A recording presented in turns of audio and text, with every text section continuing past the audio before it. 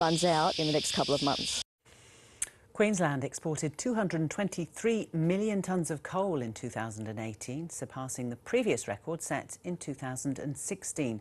The Queensland Resources Council says it demonstrates how critical the industry is to the state's economy. Professor John Quiggin is an economist at the University of Queensland. We look at the figures and obviously there's been a bounce back from the decline associated with Cyclone Debbie in 2017, which interrupted output, so we have seen some growth.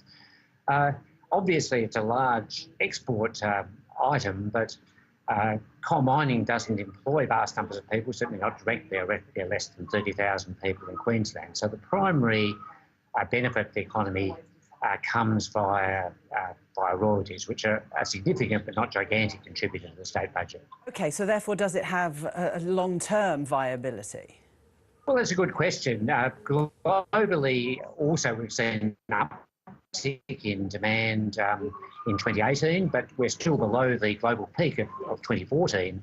And the most optimistic estimates, I guess, which I think were referred to by the Resources Council, are those of the National Energy Agency, which basically see global coal demand flat in the future. Other predictions suggest that we're going to see a much more rapid decline, basically because renewables are now cheaper than new coal-fired power stations in most places in the world, including particularly India. Right, that's interesting. OK, so let's talk about renewables. If you can use renewables for equal, perhaps in the future, less than the cost it is of coal mining, that's where the direction will go. But it's establishing that, and that costs. Yes, so we've seen, of course, big declines in the cost of renewables coming from, I guess, subsidy policies pursued by Germany in particular in the early parts of this century. But it's now pretty clear, I think, that the price of new coal-fired power stations is greater than that of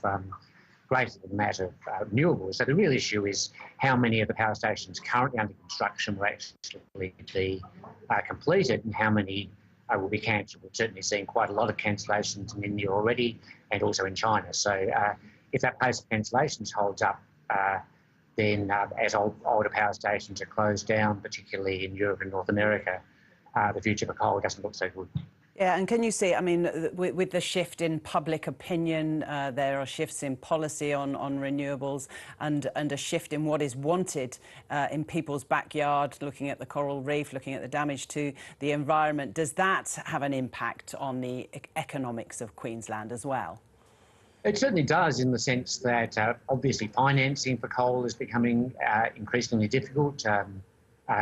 Financing, insurance, all of those things are becoming more and more difficult as nearly all the global lending agencies, the official ones, have effectively put a moratorium on new coal. The same is true for a large segment of the private banks and now for many of the leading insurance companies. So really, the Resources Council certainly has had an uptick this year, but the longer-term picture is one of decline.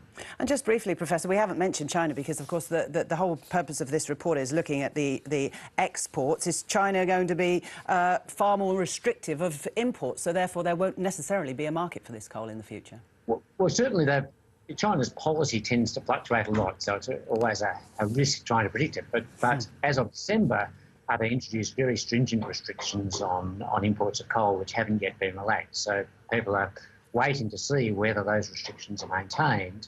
And, of course, that depends on a bunch of adjustments that are being made within the Chinese coal sector and within the Chinese energy sector. So the picture for 2019 is certainly pretty cloudy.